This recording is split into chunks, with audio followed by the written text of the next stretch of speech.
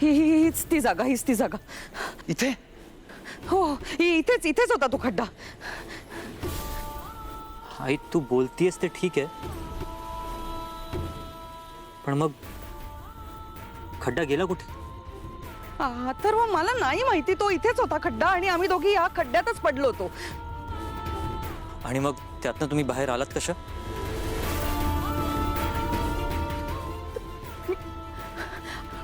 अथर्व, मी तेच सांगते, आम्ही खूप घाबरलो होतो.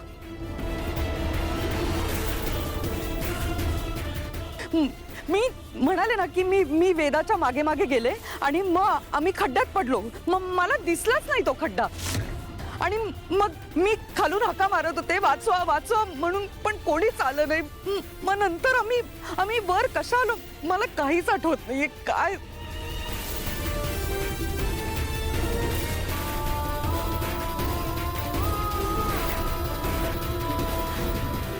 आई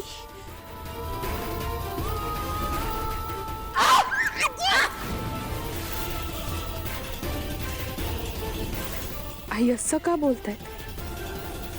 यांना तर खड्डा दिसला होता. आई त्यानंतर खड्ड्यात पडल्या. हा काय प्रकार आहे नक्की? दादासाहेब, हे सगळं भयानक आहे खूप. काहीतरी अघोरी किंवा काळी जादू वगैरे केल्यासारखं वाटतंय मला. आई तू जे बोलतीस त्यावर विश्वास बसत नाहीये माझा. म्हणजे आधी इथे खूप मोठा एक खड्डा होता, मग तो नाहीसा झाला. हो,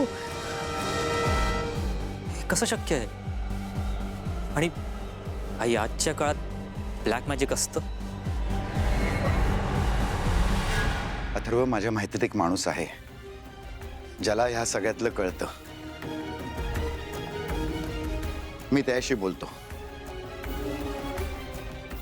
पण हे जे काही घडलंय ते सगळं आपल्या वेदासोबत घडलंय.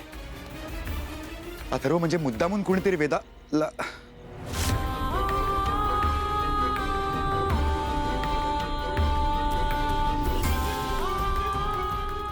आई तू शांत हो.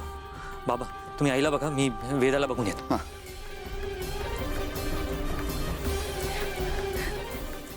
दादासाहेब, हे काय घडतंय आपल्या घरात? हे वेदासोबत हे असं सगळं का होतंय? म्हणजे री, तू काळजी करू नकोस, लवकरच कळेल आपल्याला सगळं काय घडलंय ते. हा,